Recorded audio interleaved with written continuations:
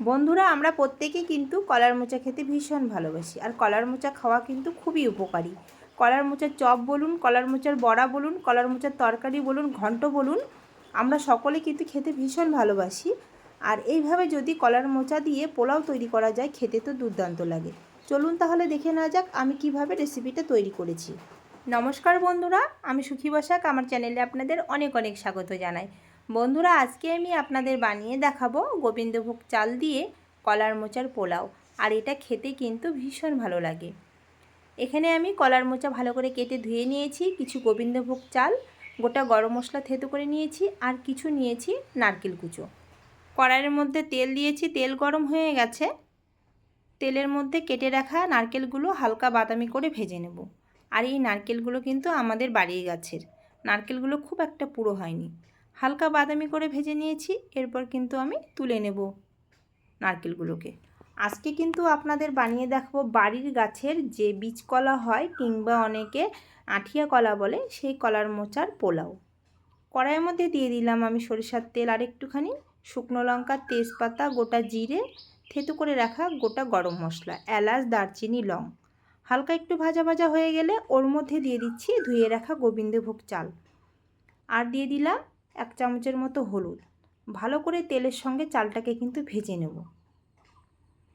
চালটা ভাজা ভাজা হয়ে গেলে ওর মধ্যে আমি দিয়ে দিচ্ছি কেটে রাখা বীজ কলা বা আঠিয়া কলার মোচা। অনেকে কিন্তু মোচাটাকে লবণ দিয়ে মেখে রেখে দেয়, আর যেই রসটা বাড়ায় সেটা কিন্তু ফেলে দেয়। আমি আজকে কিন্তু মোচাটাকে লবণ দিয়ে মাখবো না, একসঙ্গে সব কিছু রান্না করব।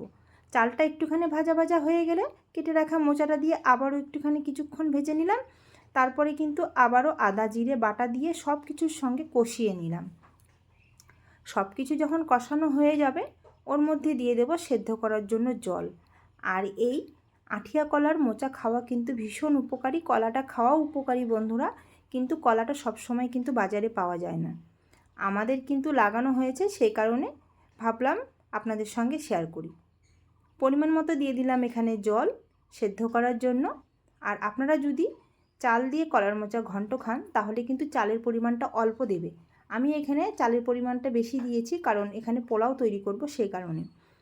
পরিমাণ মতো আমি লবণ দিয়ে দিলাম। জলটা প্রায় শুকিয়ে গেছে, নাড়াচাড়া করে নিয়েছি। এরপর কিন্তু হালকা আঁচে এটাকে ঘন ঘন নাড়াচাড়া করতে হবে, নাহলে কিন্তু নিচের দিকে লেগে যেতে পারে। ভেজে রাখা নারকেলগুলো দিয়ে দিলাম। নারকেলগুলো দিয়ে আবারও কিন্তু হালকা আঁচে ঘন ঘন নাড়াচাড়া করে নিতে হবে। সবশেষে আমি দিয়ে দিচ্ছি এখানে 1 চামচের মতো চিনি, 2 চামচের মতো দিয়ে দিচ্ছি এখানে ঘি, আর পরিমাণ মতো গরম মশলা। আর এই কলার মোচার পোলাওটা কিন্তু একটু মিষ্টি মিষ্টি করব, সেই কারণে চিনির পরিমাণটা দিয়েছি। আর এই পোলাওটা মিষ্টি মিষ্টি খেতে বেশি ভালো লাগে। আবারও আমি ঘন ঘন নাড়াচাড়া করে নিচ্ছি। আর জলের পরিমাণটা একটুখানি বেশি পড়েছে বন্ধুরা, সেই কারণে একটু মাখা মাখা হয়েছে। তবে এটা ফ্যানের কাছে মেলে দিলে অনেকটাই ঝরঝরে হয়ে আসবে। রান্নাটা আমার প্রায় কমপ্লিট, থালার মধ্যে তুলে নিচ্ছি। আর এই কলার মোচার পোলাও গরম গরম খেতে খালি মুখে বেশি ভালো লাগে।